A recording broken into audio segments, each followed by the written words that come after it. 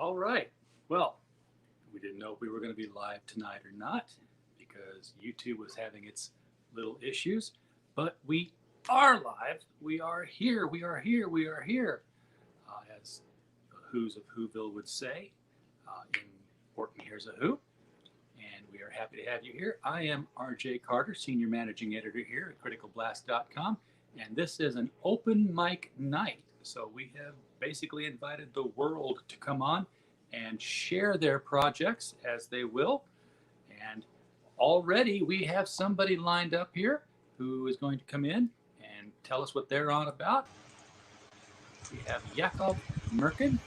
Yakov, how are you tonight? Can you hear me? Yeah, I hear you fine. Thanks for having me. Not a problem. So what do you got going on here? Right now, I launched just a couple days ago. I launched the Kickstarter campaign for the 7th and final book in my Galaxy Ascendant series. So that's space opera novels. Very cool. So how many books are in that series so far? 7. So this is me the final one, at least in the main series. I'm going to be writing in this universe probably forever. But in terms of this initial main series, this will be the last one. All right. How have the sales been going on that so far? All right, the campaign itself had a good first day, then it kind of slowed down a bit. I mean, that tends to happen normally anyway, but so I'm hoping to get things moving again now and keep it moving.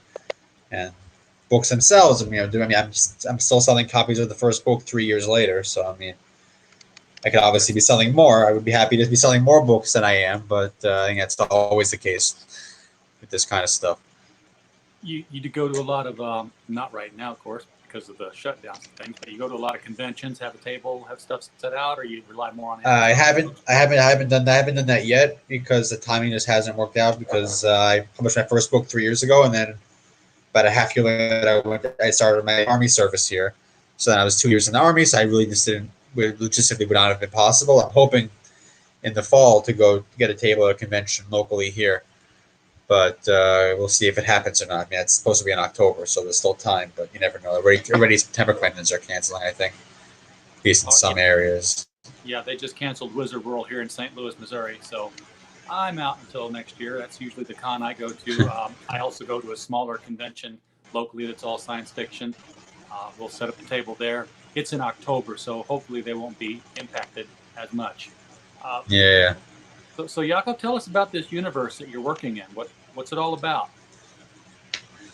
Well, I mean, it was a very ambitious project. It's a very big universe. It's a galaxy, basically, or most of a galaxy to be precise. But I mean, it's a very expansive space opera setting in the style of things like Star Wars and Mass Effect, where there's interstellar civilizations and lots of wars going on between the various factions that are involved, and lots of aliens. I mean, the entire cast of the series is aliens. There's no humans in this galaxy at all. So that's what I wanted to do with this because I always like the non-human characters better in science fiction anyway. So I just get rid of the humans altogether for my own books, and and so I mean, they actually got a lot more complicated than I originally planned from the beginning. I had like a basic idea when I first started writing it, and then as I outlined it, it got more elaborate and more elaborate until I had at one point 9 viewpoint characters in a single book, which was a lot to handle, but it worked out okay, I think. And I mean, it all fell into place very nicely in the end. That's very unique, because almost every space opera science fiction, it's either humanity that has expanded into space, or it's human people on another planet who are aliens, but they're still human.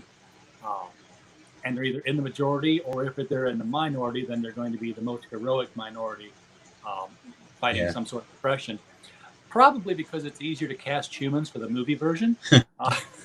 Yeah, probably. Or also just because it's easier to write characters in some way, because you could just directly draw from things, even if it's set in the future, you could directly draw from stuff here, and it's just easier in that sense also. But like I said, the aliens are always my favorite characters, and in all the sci-fi that I've watched, pretty much. So it just made sense for me to just go all the way with that in my own books, and it's been a lot of fun, a lot of work, but a lot of fun. All right, and you just opened up the Kickstarter on that one. go ahead and email me or link me the Kickstarter on that. We will drop it in the description of the video once we're done here, so people can hit that up. Folks, go down to the description there once you're watching the rewatch here.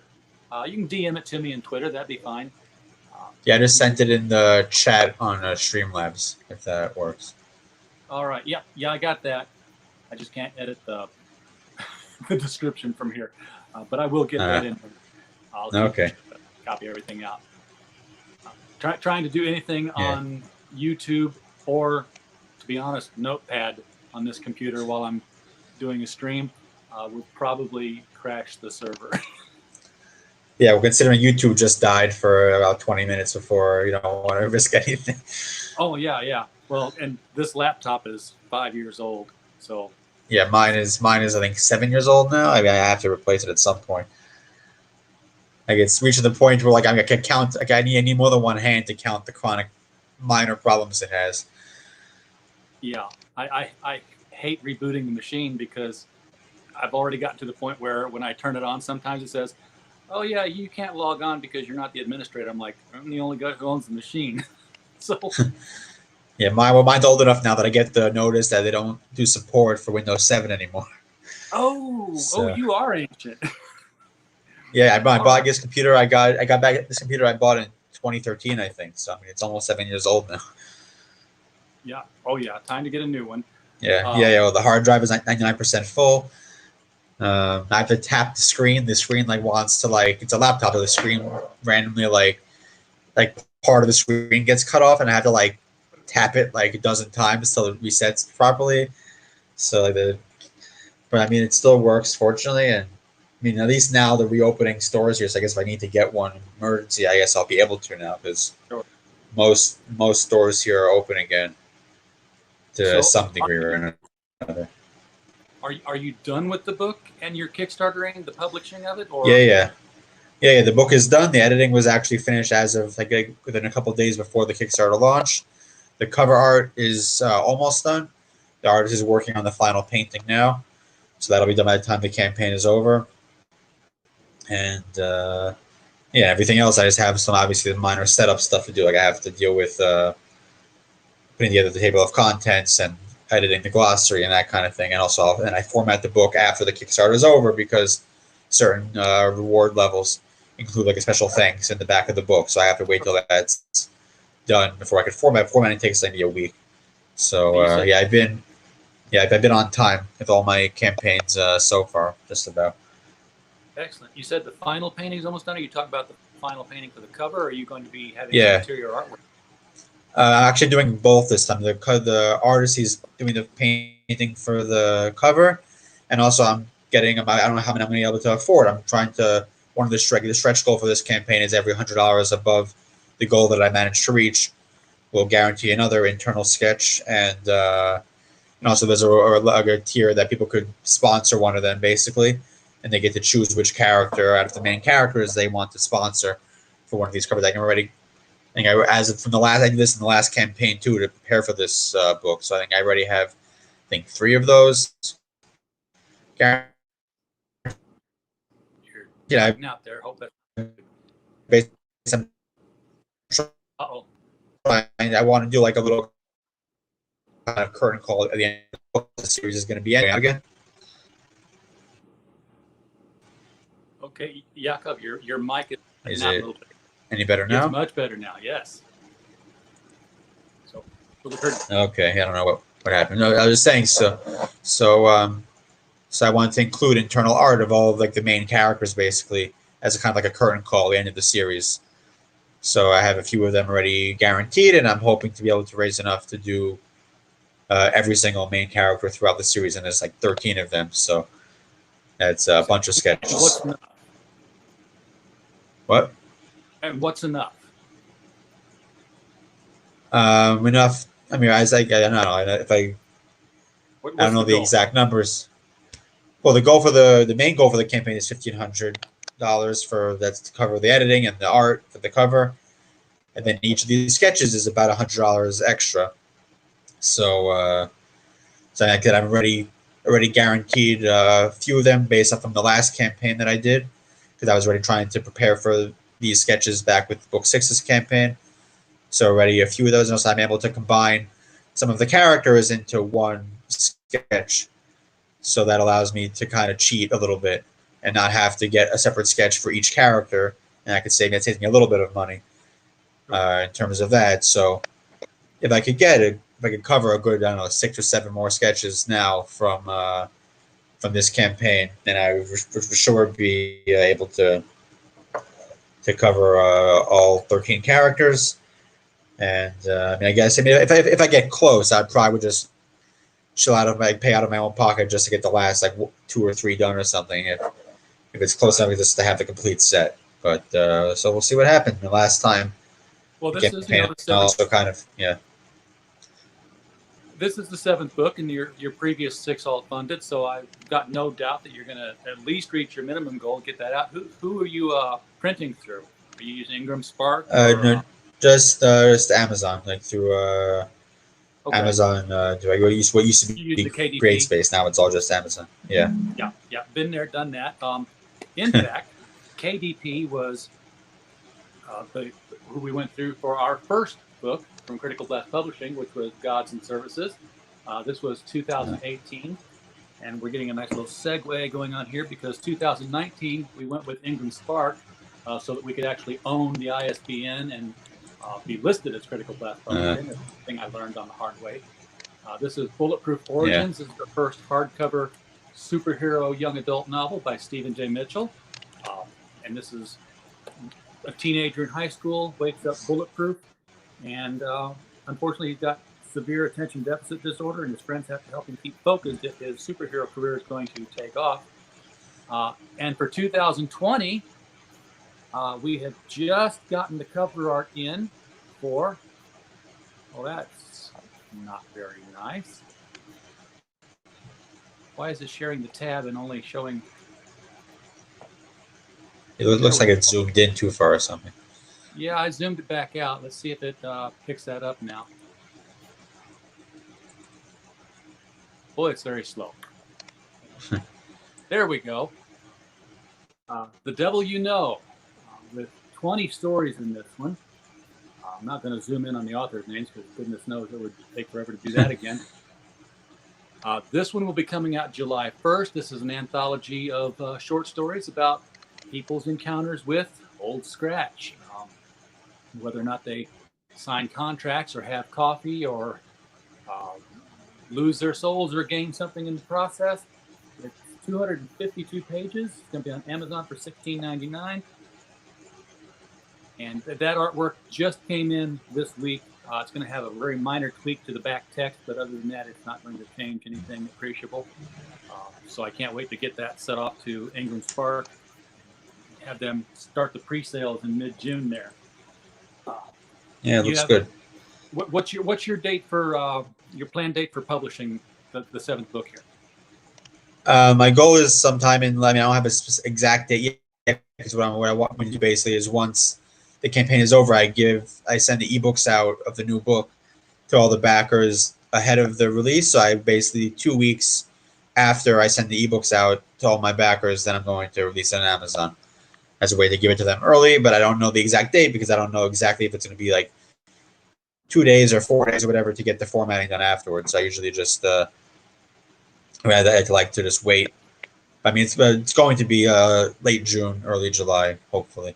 That's coming unless there's any unforeseen delays. Yeah, well, the book is done. The art will be done. Like I said, before the campaign is over, the art should be done.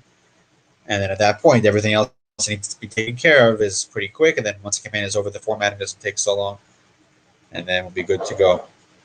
And it's on to the next project. You already got plot notes and everything ready for the more stories in that universe? Yeah, I mean, right now for this universe, I have, I think, like the rough ideas for another like 4 or 5 different spin-off or sequel series. I have a few different directions I need to go in based on stuff I'm leaving open for future stories, and also just general. I mean, it's space opera universe. The best thing about it is you're able to just do whatever you want pretty much because it's so expansive. You could just set, and you can have a small story somewhere. You could have a bigger story. So I have plans for that. But my next project is a very different thing entirely. Wait, what were it you doesn't saying? have to be the story of the same family because it's such a galaxy is just so big. It doesn't matter what 5 people are doing.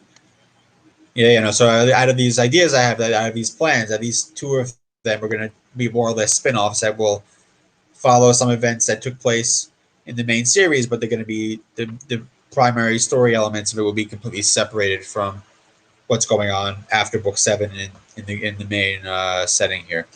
And obviously, I'm going to do some follow-up stories. Also, I have a whole plan of how to move the universe forward without falling into the trap that Star Wars fell into, of not knowing how to use the legacy characters properly, and how to pass the torch on in a proper way when the time comes without killing everybody off. That's no fun. Right. And Well, you get to maintain control. Don't sell it off, and you'll be fine. yeah. Although the money would be nice, but Those yeah, Disney for now I'm books are happy. just as green. Yeah, well, if they offer me Star Wars money, then I'd probably just say yes and then move on from there or something. Yep, But another that's galaxy not over here. like yeah, but that's not too likely to happen. So I'll just be writing on my own. I already have another series I'm working on now, a separate, entirely separate series that I'm going to be doing next. More of a fantasy series. Very, very cool. This is going to be a 5x8 paperback. The size I'm using for this series is, I think, if I remember correctly, it's 5.5 by 8.5 Okay, a for little this bit bigger. series. Yeah, I kind of like that size a little better for this, and then I mean, and also because the books are a little bit, and some of the books are a bit on the longer side, so kind of I like it feel a little bit better for the length that I have. Yeah, it doesn't make the book as thick looking if the pages are just a little bit taller. Yeah, Amazing how much a little bit of kerning in and the also, characters will. and it's also a bit more space to show off the art on the cover because it's really nice, and I like people to see that. Actually, my next series I'm doing is gonna have internal arts in every book in the next series I'm doing. So for that one, I'm doing an even bigger trim size. I'm doing a 6x9 for that one because the art's need a little bit more of a selling point for it. So it's gonna have, I think, each book is gonna have, depending on how well that campaign does when I eventually launch it, I want to have anywhere between 4 and 10 internal arts in addition to the cover art in each book. So for that, it just made sense to me to have a bigger trim size for that series. Do you space the art out evenly throughout the book, or do you like it all in the center, or do you like to start each chapter with a frontispiece? For that one, this is gonna be something new for me. I haven't done internal arts in any book yet, but for that, aside from like a map, but for that series, I'm gonna plan to, like, depending on how many I could do. I mean, I'd like to be able to do one per chapter because to each book in that series, and those are shorter books, so each gonna have 10 chapters. I'd like to do one art per chapter if I can, but I'm only gonna commit up front to probably 4, and then I'll see how the costs add up, and then if the campaign does well, then I'd love to do one for each chapter just to get a nice amount of internal art for that series. Yeah, But for I this love one, when they do a chapter when they start doing it. yeah, Because James A. Owen did that with his 7-book series, Chronicles of the Imaginarium Geographica, which was basically the imaginary adventures of J.R.R. Tolkien, C.S. Lewis, and forget the other guy's name because he was a lesser-known fantasy writer. Interesting trope where basically these fantasy writers are the caretakers of this map of the places that don't exist, except that if you have the map, you can go to them, and they have to protect it. So there've been a trio of caretakers all throughout history. Very fun book, actually. Yeah. But we were talking about Galaxy Ascendant, right? Yes. Yes. Okay. Will be available on Amazon. I'm assuming if you absolutely want to go to your Barnes & Noble and say, bring me a copy, they'd probably get it, but just do it. Just get on Amazon, folks. So, yeah, hit that link in the description below. Go back, Galaxy Ascendant, help make that 7th book happen. Get this to be a complete set. Again, Yakov has delivered on 6 previous campaigns, and not very many people can say that. So you can back with full faith and assurance that you will get the product you're in for. And since it is the 7th book, if you are coming in new, go get the previous 6 books so you know what's going on when you get the 7th one. Yeah, all the tiers come with the entire series in ebook format, except for the one that's just a new book for anyone who's already read the whole series and just wants the new one. So every other reward level has all the ebooks and in both of the main ebook formats. So Very nice. and it's the best deal for the ebooks also. On the Kickstarter deal for the ebooks is the best deal you could get anywhere, because Amazon, the price is a little bit higher for, except for the first book, which I keep at 99 cents, but the rest of them are all $3.99 more or less. Yeah, it's always So, a good idea. 2 books in, keep your first book really cheap. I write not just for Critical Blast, but I also write for a different publisher. They own the stuff. I write the Destroyer, the Remo Williams series right now, and we're at like 153 books. The editor has 154 and 155 in hand.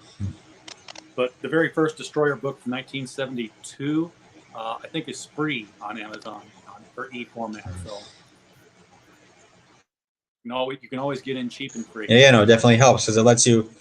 Yeah, and also 99 cents allows you also to. There's some groups like Art of the Arcane. They do regular group promotions. So you qualify for that, you have to either be a free book at 99 cents. And obviously, book one is usually the best one to use, because the idea is someone will buy book one and then want to buy the rest afterward.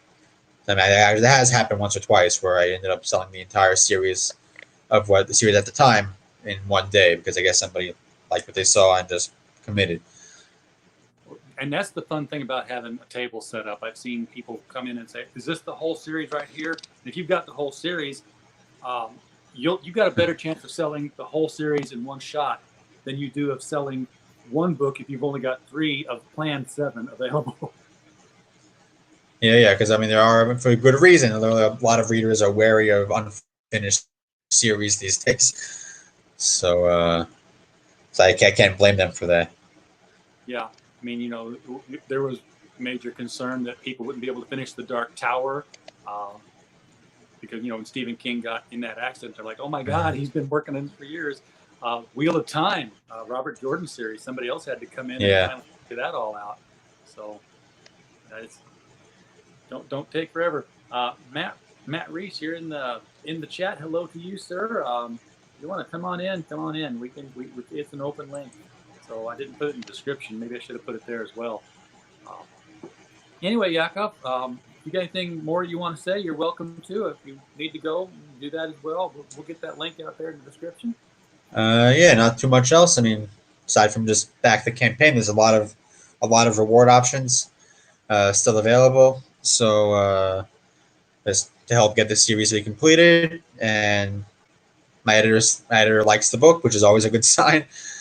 And I mean, the readers who've bothered to review the book so far all seem to enjoy it. And I think anybody who misses Star Wars when it was good, or Mass Effect when it was alive, will enjoy this very, very much, because those are the things that I grew up enjoying, and that's why I wanted to write this kind of thing. And now they're all dead, and I'm still here, and I'm still writing good books. And then I already have 3 books in my next series already written for when I start getting that ready. So your Kickstarters for the next 3 books are just going to basically be waiting for art and formatting. Yeah, for that series, I already have the cover arts for the first 2 books done, and first 3 books written. And I'm basically, my plan for that is to write 5 books and then try and fund all 5 at once, because it's going to be much cheaper art, because it's more anime style artwork for that, because it's a kind of more anime style story for that series. So the art conveniently also is much cheaper to get commissioned, so I'm able to afford it. So that's why I'm going to be able to afford even some internal arts for all the books up front, and then hopefully more. And also that's why I'm going to try and fund 5 at once, to try and, I mean, the goal will be to write 5 and then release them monthly after the campaign, and in that time write the next 5, and then leapfrog them until I finish the series at like 15 something books. I don't know how many it's going to be exactly, but it's going to be a long series. Okay, very ambitious. Best of luck to you on that. Yeah, well, you have to be ambitious to want to try and make something happen. Yes. And you have to, and also putting stuff out regularly helps too, with the algorithms and all that sort of thing, and just the hype building in general. Because if you're always promoting something, and you're always in that frame of mind to be pushing things, and obviously the more books you have out, the better odds you're going to sell something and then sell more things. So it's like a snowball. This question is how fast it'll build. Absolutely, you can't leave too big of a gap between projects because people will forget who you are and devote their money to something else. Yeah, there's so many things out there these days that it just even just if you don't have things going on, then people forget. So I mean, I also have plans to try and do something for Patreon, to do like a short story or like a serialized story series to try and build interest there, because that's something I launched recently. It hasn't done too much yet because Patreons, I think, for pros are harder to really build than things like art, where it's a much more visual medium, where you can much more easily like show off what you have and what people want to see. So I'm going to see if I can make something happen by having an exclusive series for that once that gets going. I'm going to hopefully start that also in the summer at some point.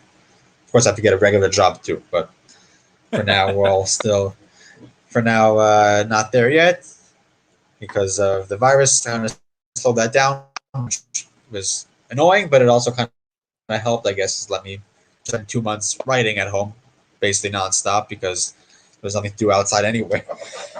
Yeah, you can't go out, so sit home and write. I've gotten more done being in prison here than I have before the virus hit. So I might need another virus 6 months from now to come and hit us.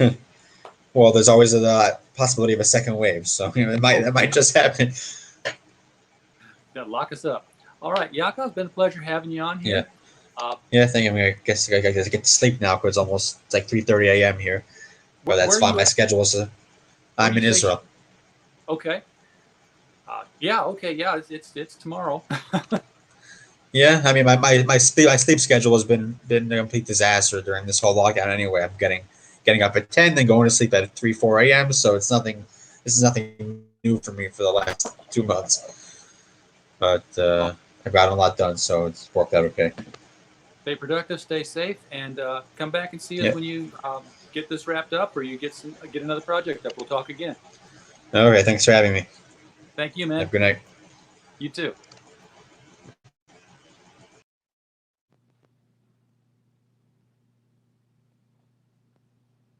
And that was Yakov Merkin and his Kickstarter for Galaxy Ascendant. So we have got the open mic going here if anybody wants to come in and promote their stuff. And we have our old friend George Peter Gatzis here with us. Hi, George. Greetings. Who's looking at us here? Wow, it's my character Joe King, which I'll be talking about. Right. So what's up new with Joe King? Who's he versing this time? Well, he's Joe King versus Fulfillment. Right. I'm sharing on my screen right now. If you could share my screen. I can do that. Is the Joe King direct store where you can actually get a digital file, the book with original art, trading cards on an oversized hardcover, and this is what it looks like when you get the package fulfilled in the mail. On the left side here is the actual book. The stuff inside in the pages is original art.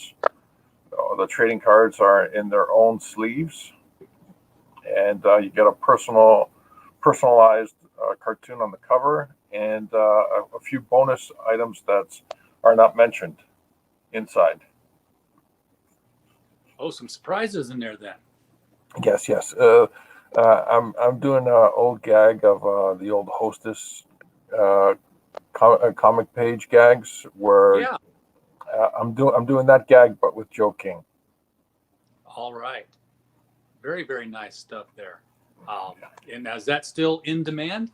I removed it from the Indiegogo store, in-demand store, and right now it's direct off my website, georgepetergatzis.com. All you have to do is just go to give me a sec. this button here. When you go to georgepetergatsis.com, just hit the Joe King button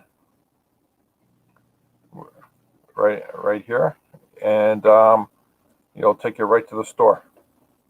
It's fantastic. It's georgepetergatsis.com, people. We will add that to the description below as well for people who don't want to type and have to click on a link. And book 2, if you sign up on the mailing list, book 2, you'll get discounts when the account when the campaign goes live for the second 120-page book. The second Joe King book, 120 pages, just like the first one. Solid story, end to end, pure science fiction. It reads like a Hitchhiker's Guide to the Galaxy experience, and there's multi-layered narratives woven throughout the book. And this time around, I got something awesome. I'm gonna be having as an option to get yourself the spaceship as a figurine right here. The spaceship that you see down here. Oh, cool. Now I want to ask you about that spaceship because obviously it draws to mind another one. Oh yes, I'm playing the gag. I'm doing the satire and the parody of Star Trek, Babylon 5, Star Wars, Hitchhiker's Guide to the Galaxy, Doctor Who, the vintage superhero. I'm playing a broad range of satire in this. Very nice. The reason I asked was because we had in our T-shirt shop, we do everything. We have a little bit of we more money. We ain't but in our T-shirt shop, I had designed one of those coexist logos. You know, the kind that there are. Only it was all different science fiction and superhero symbols. Yes. And in coexist, the O and the E were a silhouette of the Enterprise flying to the left, so it looked like an O and an E. Oh, not bad. I like that. That's not. And it was up for a while, and then CBS put out their new Star Trek show, and they scoured the internet for any images and DMCA'd everything. No way. So it got removed from our T-shirt shop. We don't have the coexist shirt up there anymore, and that was from TeePublic, which, you know, having a DMCA strike on a TeePublic shirt is almost unheard of, because everything out there would have gone. Holy smokes, that's crazy. I thought so. Well, it was. Oh my gosh. Well, that just blows my mind. And here's a gag. Here. Let me actually go to YouTube. Good luck. No, it's up and running. Yes, it is. And I'll take it to my channel, and I'll show you.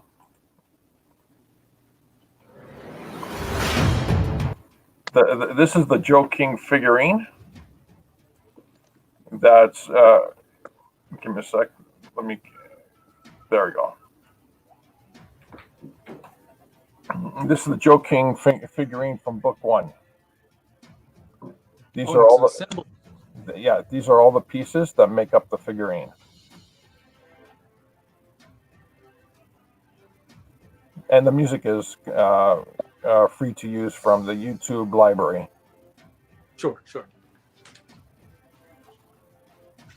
So that's how you could paint those pieces, snap them together, and yeah. This particular piece was offered as a single color piece.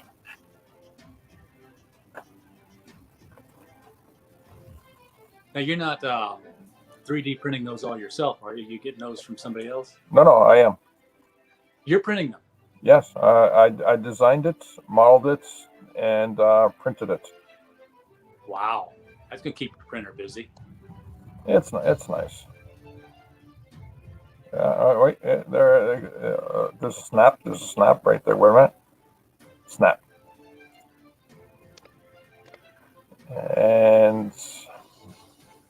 And I'll form the head. Yes. And this in particular pose is from a key moment in the book one. That is cool. Where he uses a tuning fork to get the attention of some evil robots. That's a nice size too. I mean, that's almost statuette size. Yeah, it's I think was it 1 foot? Yeah, it's a foot tall, Oh, 15 inches from base to top. that is amazing. So how big is the ship then? Oh, right now I'm just working out the logistics of the plastics because of this whole situation that we have. So the ship could possibly be anywhere between 12 and 18 inches, but I'm hopeful I could push it up to 24, maybe 36 inches. That's enormous. 36. That's a yard. That's 3 Are you feet. insane? No, I'm not insane.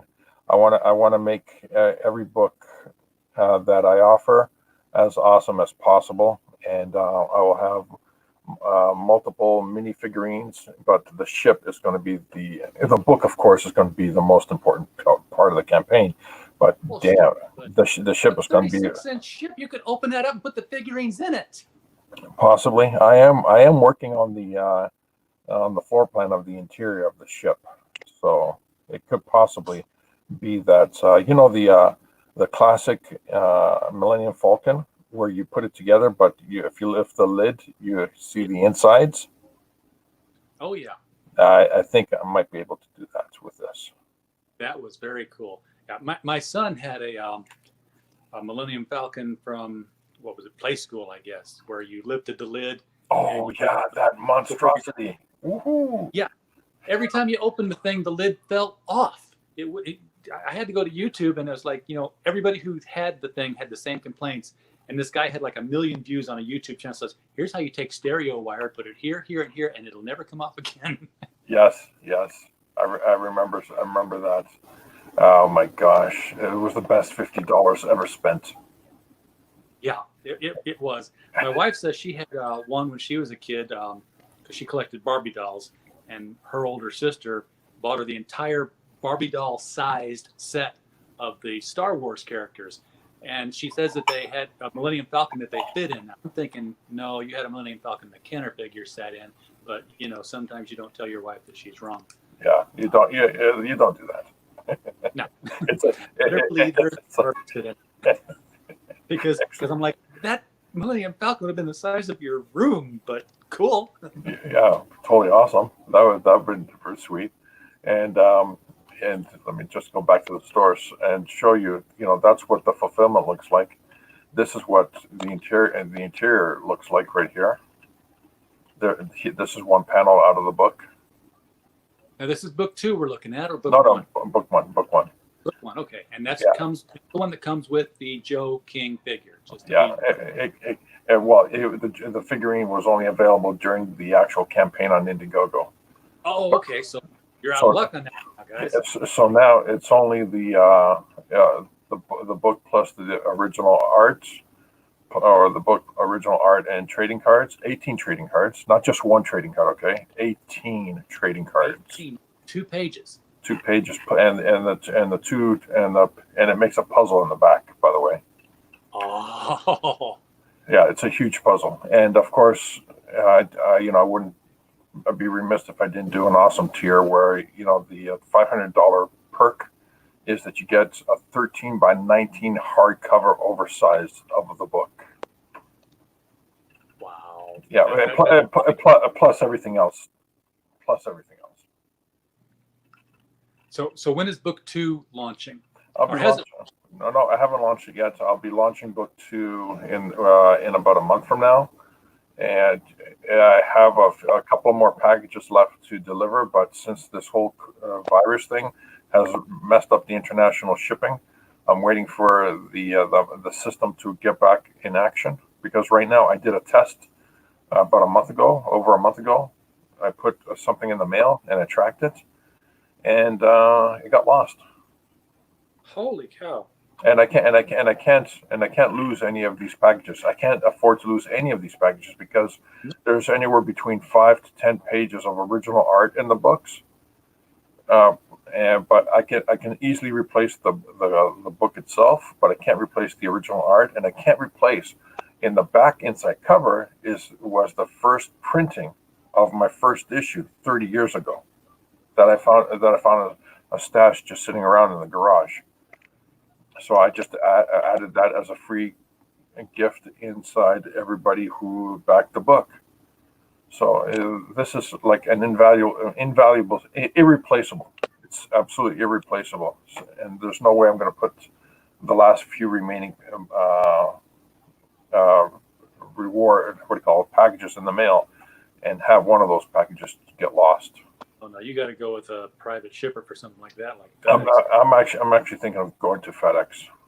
If nothing gets resolved in the next week or so, I'm just going to take the last remaining packages and go directly to FedEx and say, screw it.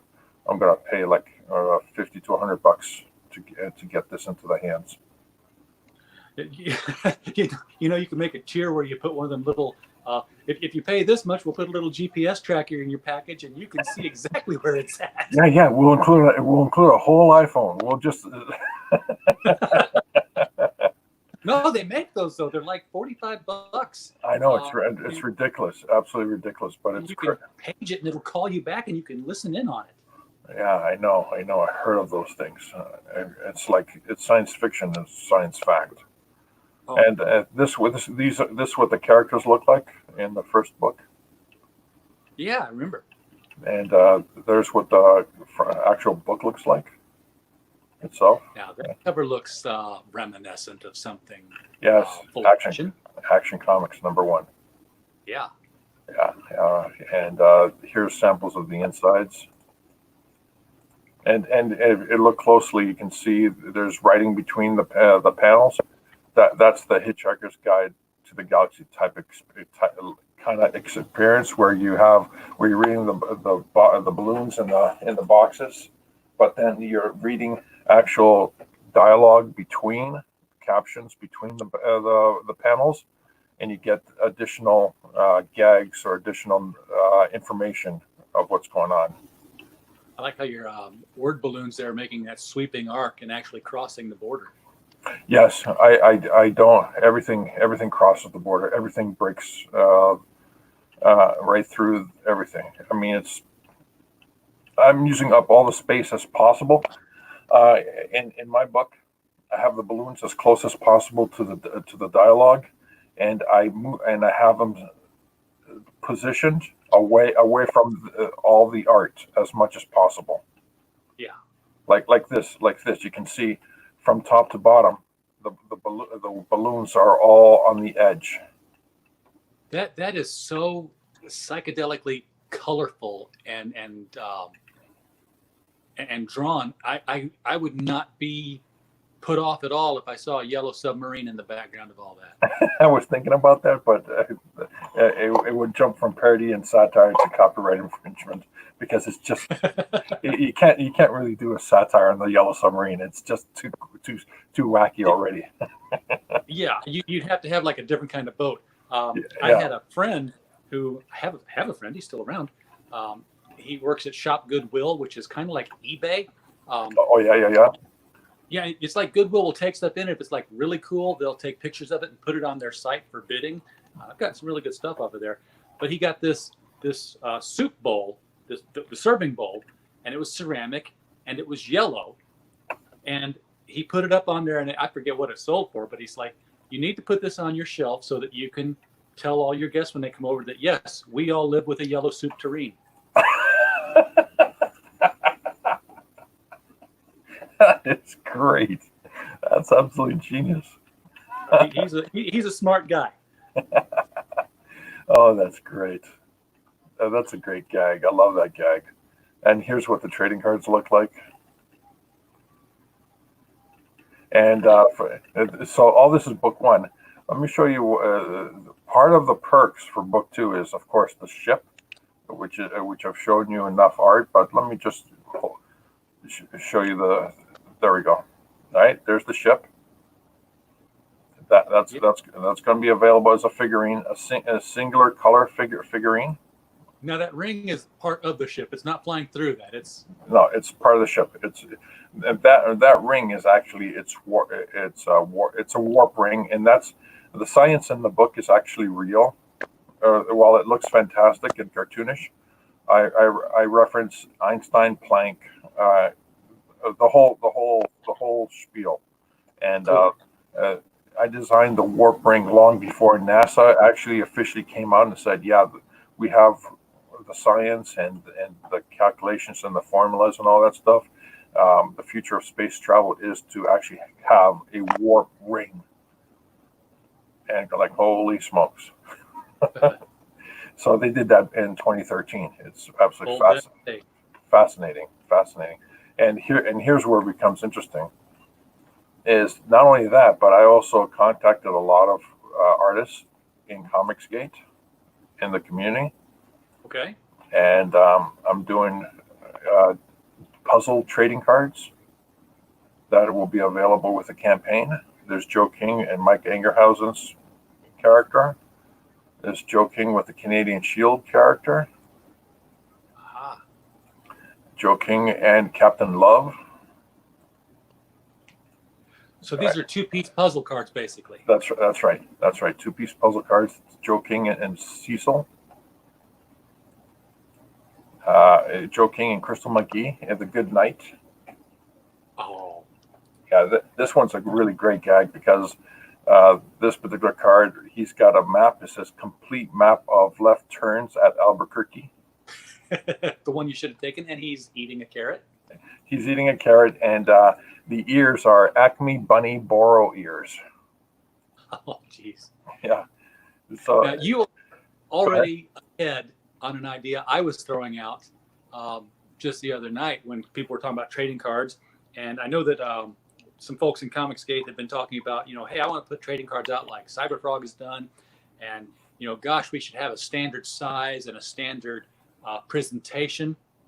And my whole thought was, get 9 people in Comicsgate. If you can keep 9 people happy with each other for, more than 6 months in the group, all release their own trading card with their own perk, with their own campaign rather. But the 9 separate trading cards from 9 separate campaigns make one picture. That's exactly based on what you said. What I'm doing is something very similar. I have say like this Donald DeLay trading card, door kickers, and I love this one particularly because the character here is a serious military guy. He's about to go and kick the door in. Right, it possibly is in some desert location. And here you have Joe backing him up with the arsenal that he's backing him up with is power-ups. Yes. Here, throw a turtle. Oh, you're out of bullets? Here, have a mushroom. These are the type of gags. And this one here, it's a great one with Grayscale. It's like, this guy's like a mean version of Batman and Daredevil. Yeah, we've had him on. Yeah, great guys. And here, Joe King is caught with his hands in the cookie jar, and he's making a run for it. Literally with his hands in the cookie jar. Bad karma, Joe. Yeah, and this is Johnny Love. Oh my, great character. And Narwhal, Joe and Narwhal. This is Narwhal's character here. Yeah. And let's see. Oh yeah, Nathan Masters and his character. Yeah, and, I got more trading cards still in the works, but these are the ones that are finished and polished. And of course, I'll go right back to the where's the spaceship? Where's the spaceship? Here we go.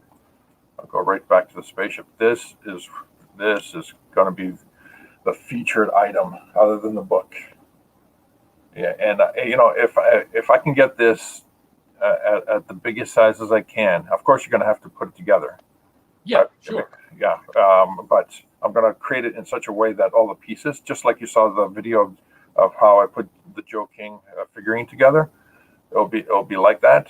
It'll be a one color piece, and hopefully maybe people will enjoy the one color, or maybe some people will be adventurous enough to paint it. It's very simple. Everything, all the raised parts of it. Actually, my YouTube channel has a video.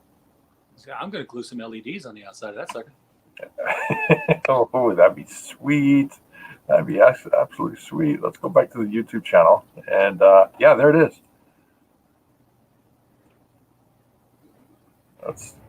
There you go. That's what it looks like, but obviously we don't have scale on that. Yeah, no, we don't have scale on it, but that's the baby. That's the one color. That's what it'll look like as a one color piece. That's awesome. Yeah. Okay. Let me know when that Indiegogo or Kickstarter or wherever you're going with that shows up. It's going to be an Indiegogo. It's going to be an Indiegogo. It's going to be huge, and I'm telling you right now, if everyone signs up right now to my mailing list, which you can find what do you call it, at my website, you just click on the big pictures and it'll take you right to the mailing list. But let's just marvel at the ship a little. I mean, just look at it. All the raised parts, everything. It took me a long time to translate it. Took me a long time to translate it as perfectly as you see it in the book. I mean, it just labor of love. I mean, I couldn't even handle doing the wireframes for that.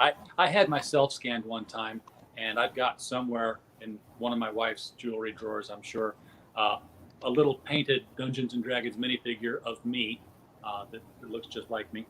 With a pin stuck through it at all? Not that I'm. But yeah, she put it away because she got tired of me playing with it. I was like, quit talking to yourself. What are you talking about? I'm not talking to myself. I'm talking to this thing. Yeah. Leave me alone. Yeah. You want to talk to me? Talk to me through my fort. So I have no idea where it went, but I was supposed to get the wireframe for that. I never did. Oh my gosh. Well, here, you go to georgepetergadsden.com. You click on the Joe King button, and it'll take you right to the first book. You can still buy the first printing of the first book. But if you want to get on the mailing list, I'll tell you why you have to get on the mailing list, because every perk on the campaign will be offered at an extreme discount. In fact, I think I'm just going to offer it at cost discount on the second campaign. And all you have to do is just click on these big pictures that are continually cycling through. Just click on the big picture, and it'll take you right to the Indiegogo page where you just put in your email address. Okay, done. And just these are also trading cards. These are going to be oversized trading cards plus size ass trading cards, but there's just so much awesomeness in this package. I think the 1-inch binder that I originally have for book one, I think it's going to be a 2-inch binder. Wow. Yeah. That's and delivering everything in the context of a binder is absolutely amazing. Why I say that is because when you look at this, right? Oh, wait a minute. Let me put the binder right there. When you look at this, you go, "Oh wow, it's in a binder." Sweet, that's awesome. Yeah, but it's not only in the binder, but the binder itself protects it in shipping. Yeah. And not only that, but when you get the binder, you can flip through the items and whatnot, break the seal, flip through the items. Marvel at my original artwork and all that stuff, but then you can just slip it away as a whole complete package. You talk about break the seal on the binder. Do they have available those kind? I know they have boxes. I don't know about binders that had the magnetic clasp. Yeah. You can get that. You can get those boxes, but it's still a box. I mean, Right. and then you have to go through the box and just shuffle through stuff. The binder, it's like the trading cards are in a nice 9-sleeve case. The original art is slipped into an 8.5 by 11 sleeve. So you're flipping the original. You're flipping the original art. It's like you're flipping a second book.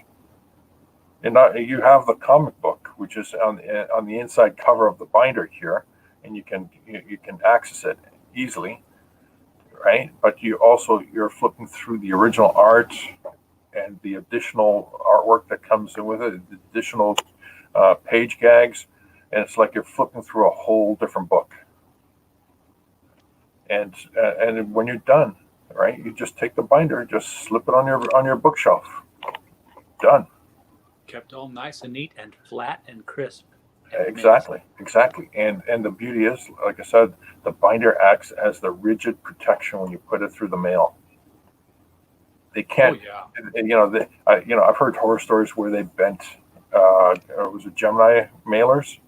But bent a Gemini mailer to fit it in a mailbox. Come on. There's no way they're going to bend the binder.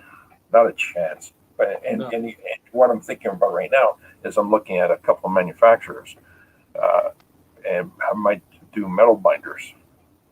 Oh, yeah. There you go. But not like 1-inch metal binders, like 2-inch metal binders. So that way, I'm thinking is that, like, say, book 3, right? When I ship it out, I ship book 3 out as an add-on package to the package that you already have. So you're just going to fill your binder up. You know what you do with a metal. You know what you put in a metal binder, George? What? Die cut Joe King magnets. Oh my gosh! I mean, yes.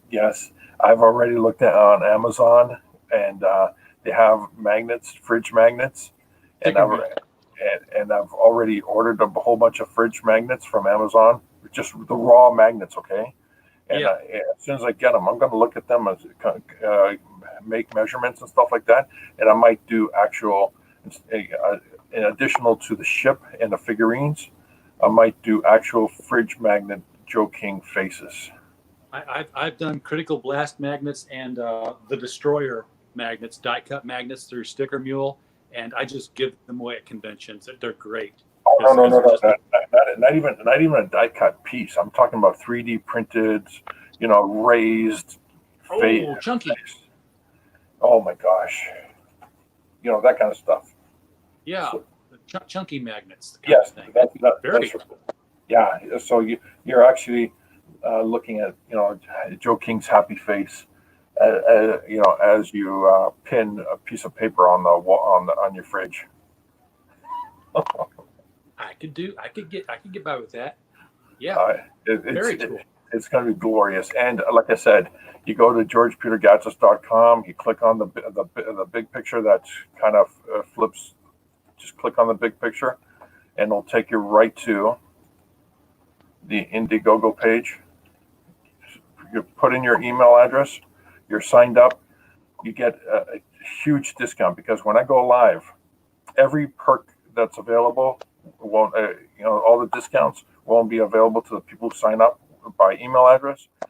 Everybody else gets the standard prices on the stuff. Even if I create a brand new perk during the campaign, that brand new perk, a discount will only be applied to the people who are on the email list. Okay, I'm signing up as soon as we finish the live stream here tonight.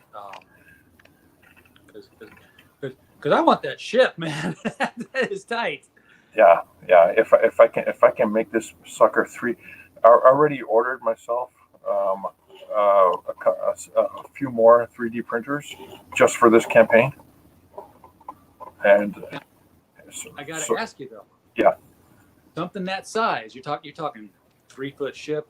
You're talking metal binders in the future. How do you control your shipping costs? Oh no, I do all the logistics before I run the campaign. So, so you know what it costs to ship before you start. Yeah, absolutely. There's, unlike a lot of people who have run their campaigns in the past, um, and possibly, I do all the logistics long before I actually put the campaign live.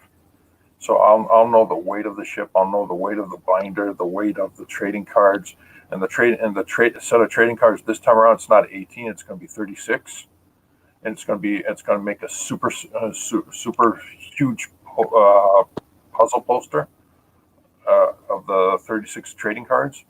Oh man. Yeah, and plus the figurines, plus possibly the fridge magnets. I mean, I'm going all out on this because I want people to enjoy the second book. Oh my gosh, let me tell you about the story of the second. The first book is the core of the story. The core of the story in the first book is they have to save the universe, and the only way for them to save the universe from the evil threat is to prevent the dinosaurs from going extinct. And the story takes place across the span of billions of years. Okay, now here's the gag on the second book. The second book is Joe just ordered a pizza. It's going to be delivered in 2 hours. At the same time, somebody kidnaps the planet Earth and drops it on the other side of the universe, right in the middle of a supernova. So now Joe and his team, which is here, this is the core of the team right now. Joe and his team have 120 minutes to solve an impossible situation before the pizza gets delivered. Every page in this book, in the second book, represents a minute, represents real time. This entire book, you can read it in real time, a page a minute. Oh man. So as you're reading it through, and you stop at say page 57, that's minute 57 of the story. Okay, so now I gotta say you're very ambitious on all your tiers, on all your storytelling. Obviously, you're very hands-on with the 3D modeling and the other perks you want to put on there. Are you printing this yourself, or are you the guy that the printer that you picked looks out in the parking lot, sees you come, says, "Oh God, hide! Here comes that George Peter guy." Yeah, we gotta ship shape. No, I'm not printing it. I found a few quality printers. A trade printer for the higher print runs. I found the best quality printer in Canada in terms of digital printing. The best digital printer I've ever come across. I've been in 30 years in printing, marketing, advertising, branding, and all that stuff on both sides of the system. I worked on the Heidelberg press. I've cut rubylith. I've exposed film. I've set up digital files to go to press. The whole 9 yards. Okay, and I found the best digital press in Canada, and they're in Kitchener, and they're called Studio Comics Press. Kitchener is a very good place for comics. Yes, it is. Yes, it is. Studio Comics Press. Here, I'm just going to go to them right now. Anyone wants to produce their book, a low print run of their books, Alfonso, the head honcho of this company, he knows his stuff. Trust your files in his hands. He is great, absolutely amazing. I gave him my first book. I said, Alfonso, here's the book.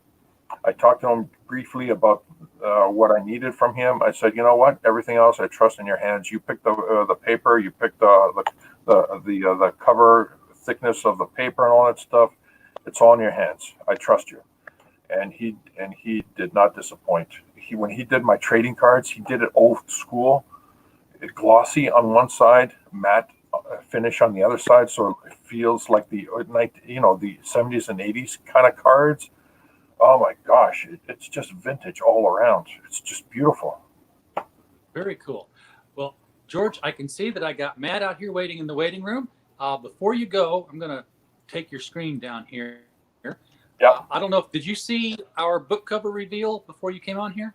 No, I just jumped on because I saw that YouTube was dead, and then I go, that's too bad. And then I saw that the link was still viable on Twitter. And I said, hey, might as well jump in.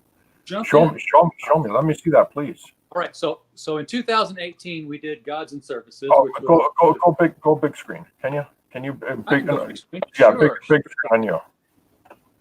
Big on me. I can do that. All right. So in 2018 we did Gods and Services, Yes. which was a anthology of short stories about a store where you could go buy old gods who need work. Yes, I remember that. Yes. Then we had our hardcover, Bulletproof Origins, which is our first young adult superhero story by Stephen Mitchell. Fantastic. This is also available on Amazon. And this week, I got the cover art in for our new anthology. I'm going to add that to the stream right here. Here it comes. Drum roll. Here it comes. Oh. The Devil You Know. 20 authors in there, all telling short stories set in the past, in the far future, in fantasy places in New York, about people encountering Old Scratch and what comes of that meeting. Oh, that's fantastic. Some of it's comedy, some of it's folktale, some of it's horror, some of it's even more horrible horror.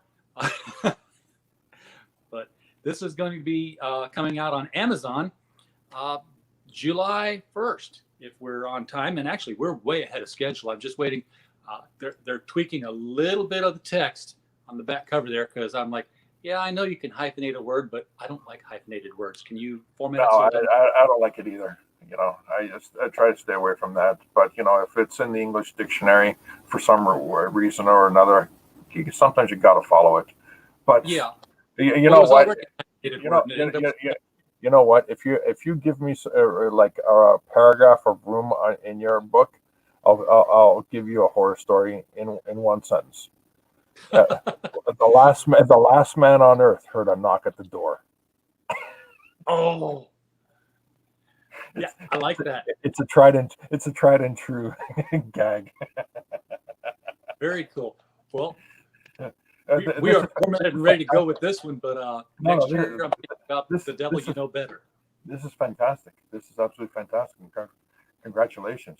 I was very, very happy with the art they turned in.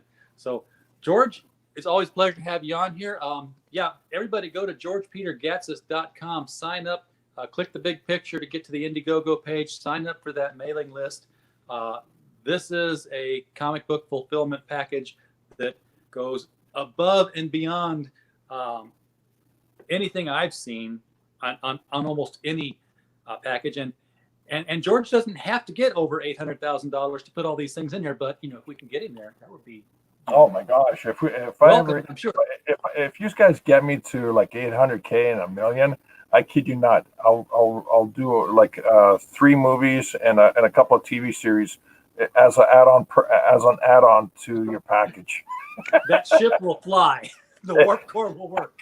Damn it, man! It will come with a remote control and an AI. All right, well, George, thank you for coming on here, man. I'm going to bring Matt into the room. All right, it was a pleasure. Take care. You too, man.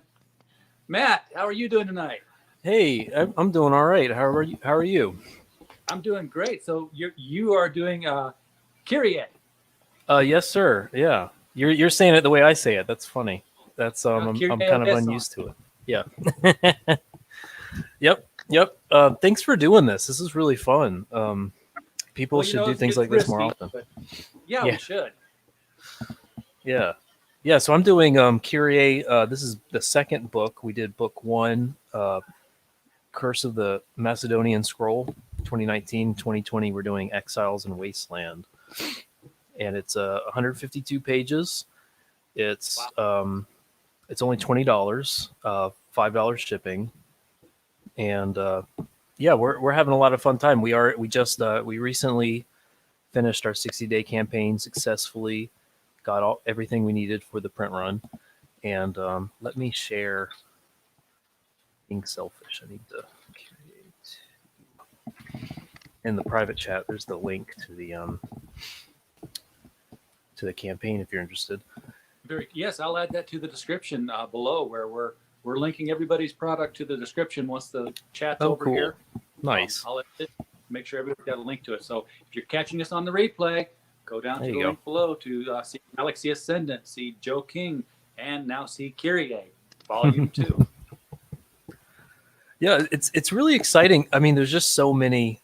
I mean, people have always been self-publishing, you know, and finding ways to do it. But there's never been a time like now to actually figure out how to do it effectively and efficiently, and you know, and to find the audience for it, and then actually be able, like in real time, just finding out a few minutes ago a really great printer from your last guest in Canada. Absolutely. You know. That sort of stuff was so hard to find. You know, you had to troll through all kinds of, you know, forums and things like this. Email someone, hear back 2 weeks later, maybe.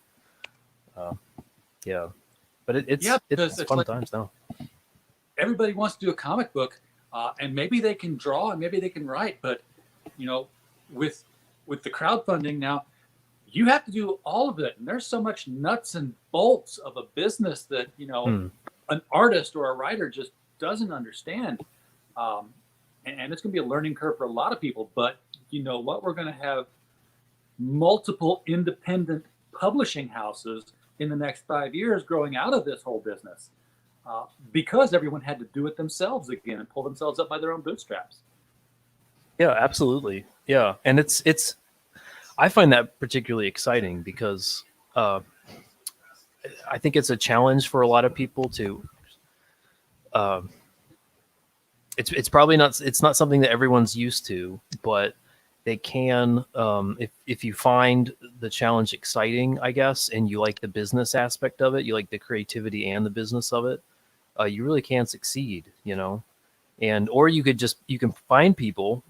It's never been easier to find people who are interested in the business side.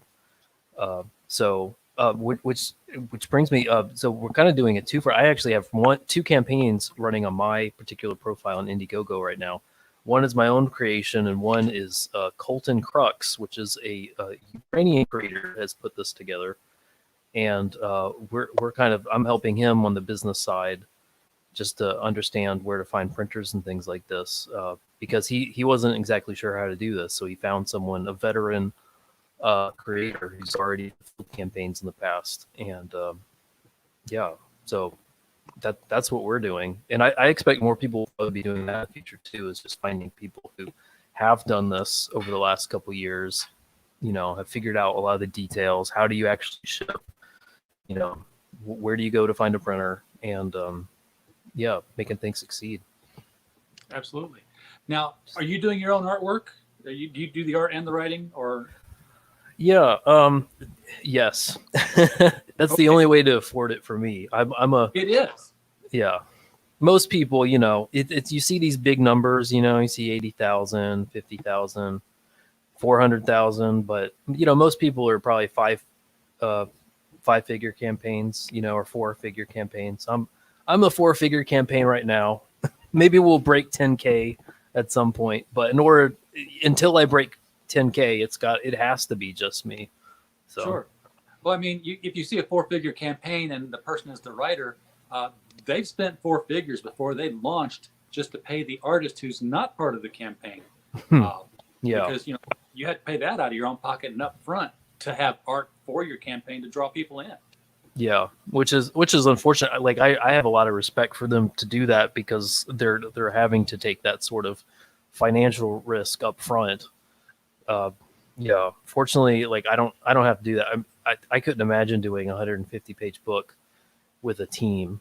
That you had to pay ahead of even trying to raise money in the hopes that you could get it back, let alone turn a profit. Yeah. It's though, you know what's I'm growing with a real strong appreciation for folks that are doing short stories and stuff like this, because I don't know, I guess I've just been in a tunnel and I've been looking at comics, but I mean, that seems like a real efficient way to get creative content out there, you know, to get stories out there. It's just to print short stories. Well, you know, that's smart. We do it. We pay other people to write short stories, and then we put them out and publish them. That's great. You only need one person, and you know, then you got a story. You don't have to pair up an artist with a writer. This is true. I mean, I love comics. Comics has been, I mean, gosh, part of my life, Mm-hmm. long time. There's over 20 something long boxes here where I'm sitting that I've just collected for years and years. So comics will always be in my blood, but the writing is the other thing. I can't draw to save my life, so what I do is I write. I love that. Publishing for Critical Blast, I'm the author on the Remo Williams The Destroyer series for. Oh, nice. So tell us about Kyrie. I mean, assume somebody's not seen the first book and they don't know what it's about. What's the storyline behind here? Yeah, so it's a way for me to explore my passion for adventure storytelling and history and like sword and sandal treasure hunting adventure kind of content. So it's kind of like peanut stuff. Yeah. I think of it as Indiana Jones and Ancient Rome is kind of where we're going at, like an all ages sort of tale of that sort. So it's set in 3rd century Roman North Africa, and it's a group of people on the edge, the frontier of civilization. It's kind of like a Western also in this sense, on the edge of civilization, having to compete with local authorities to try and stop an ancient Roman death cult from stealing the corpse of Alexander the Great and revivifying it, resurrecting it using a ancient power they find in the heart of the Egyptian wasteland. So that's kind of how I pitch it, and it's a lot of fun. People really liked book 1. We're doing PDFs to everyone who back $10 and up. Everyone also gets the digital version of the book. And so far, I've been putting those out because everyone's been in quarantine and trying to give them something to read. And they've been liking book 2 even more, which is great. So a lot of positive response. So what is Kyrie? Is Kyrie a character, a place? Well, I mean, you nailed it. So it's Kyrie Eleison, and just that being a early a Christian hymn in the period, and so it just kind of frames it. It means Lord have mercy. So it's about all the characters are struggling with various perspectives on power and what could you do with ultimate power if you had the power over life and death, perhaps if you had the power to resurrect a Macedonian king that was 500 years old, could you do it, and what would be the implications of that? So slaves and masters, mercy, vengeance, forgiveness. Everyone's struggling with needs versus wants in that respect, where they're challenged to kind of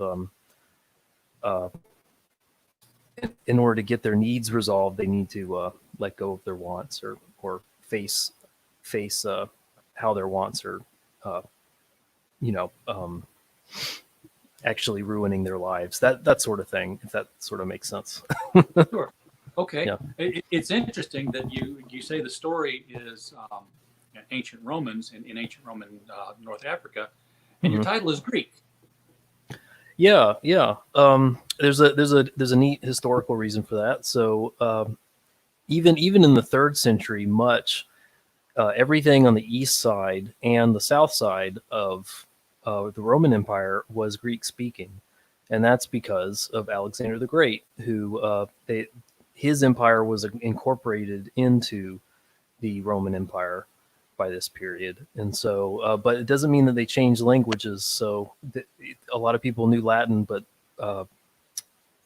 Greek would be the lingua franca of North Africa and the Near East during this whole period, which is part of the tension that I try to play with. Is it's a big empire, but there's always cultures suspicious of each other, kind of wondering, there's in groups and out groups.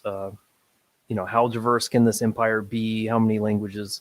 How many backgrounds can there be, and still maintain this kind of unity? So there's a lot of struggles in that respect too. So yeah, it's fun. Okay. Yeah.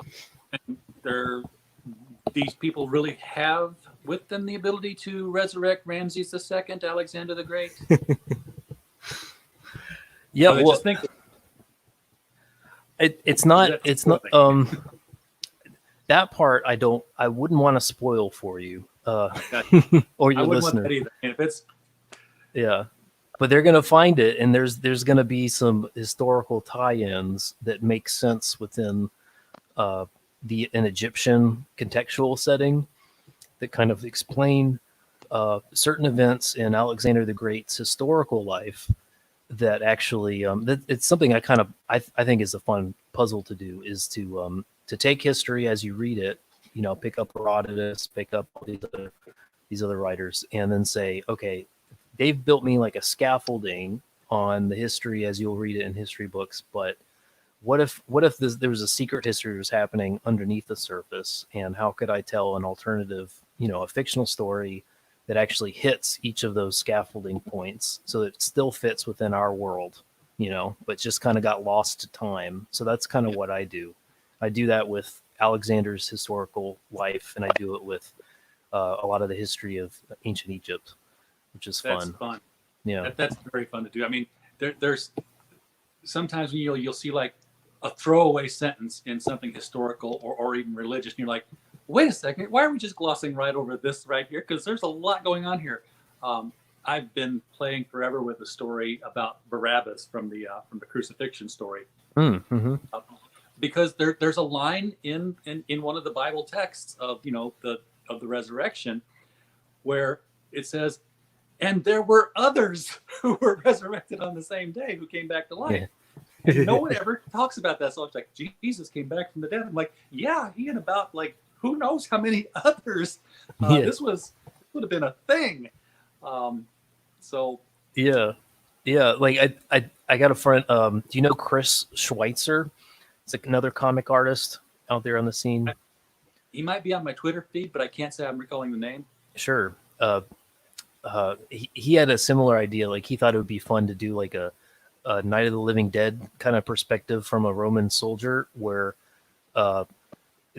they don't really understand the context of what's happening on that day, but they're realizing that there's a lot of people coming out of graves. Yeah. It would be kind of fun to do like a short story from that perspective, where you're just kind of, you're out of the loop and no one's filling you in on what's going on.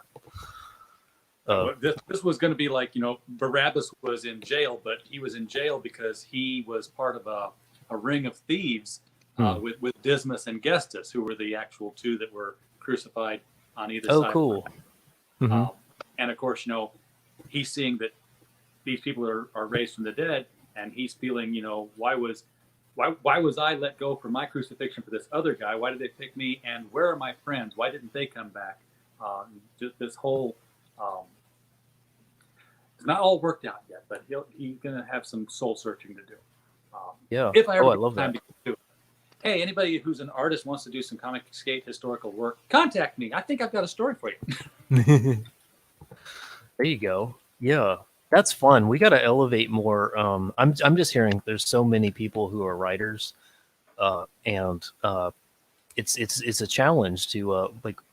I get like Comicsgate is about comics, I guess, but it doesn't. I don't know. Like, I think it's why not continually expand it to be more, like NASA Rabati's doing stuff too. Like, there's a lot of people who are just in the indie sphere generally, who are excellent writers, and we don't have to format everything for comics is a great medium, but shows just novelettes, things of that sort, and I'd like to put money towards that stuff.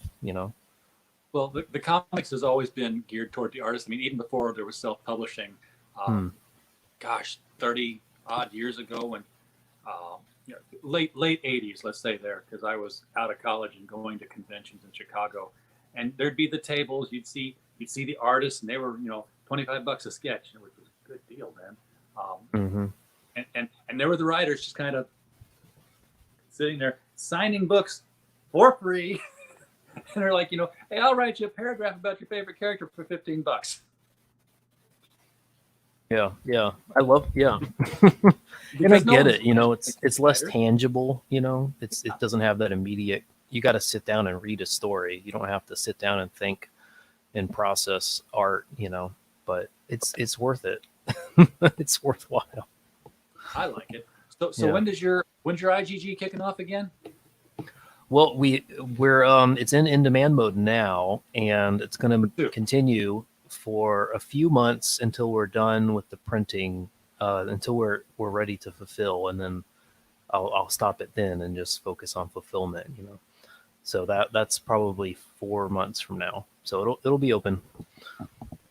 It's gonna be open for a while, and where do you go from there?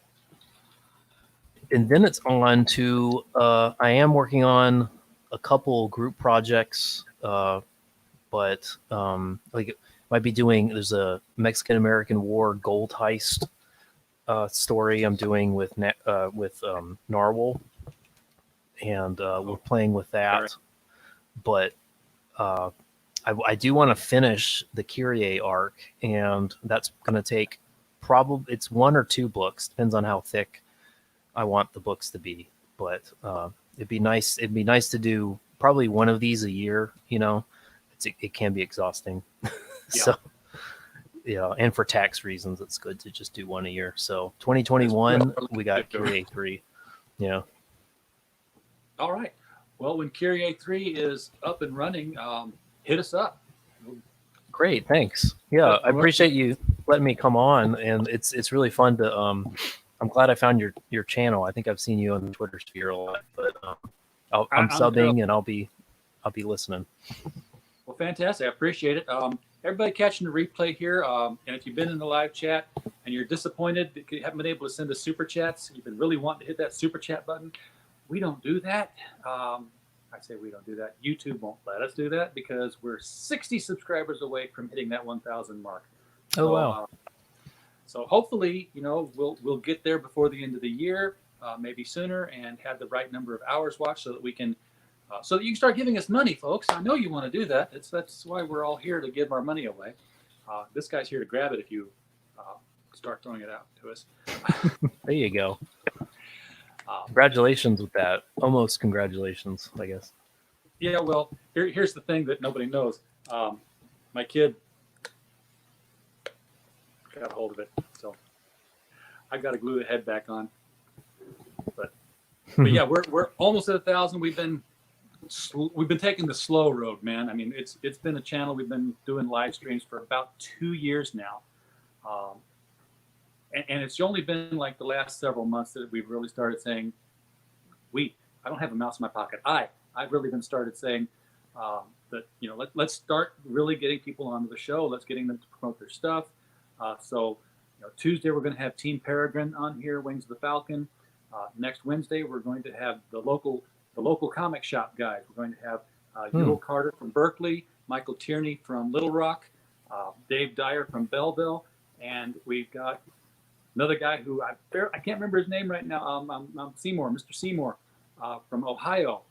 4 different places in the country, all in one live stream, talking about how they're coping with the shutdowns and the diamond distribution things.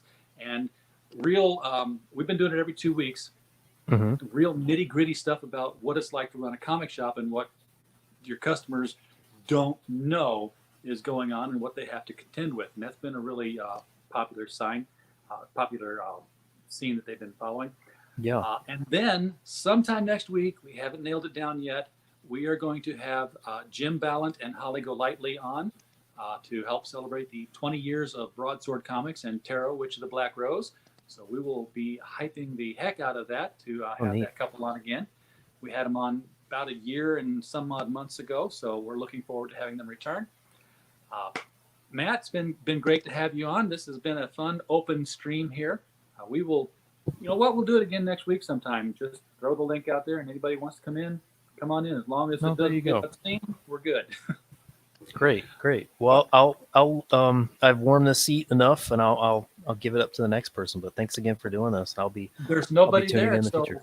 Oh yeah. There's nobody there, man. So we're just gonna close it out. So Yeah. thank you Okay. for bringing Kyrie to us. Everybody, hit the links in that description there. I'm just gonna put them in right now. If you're watching the replay, go out and back these projects. We've got some great people out in the world of crowdfunding comics and crowdfunding novels, as was our first guest. So get there and do your thing. Get yourself some creative artwork. Peace out. Thank you, Matt. Yep.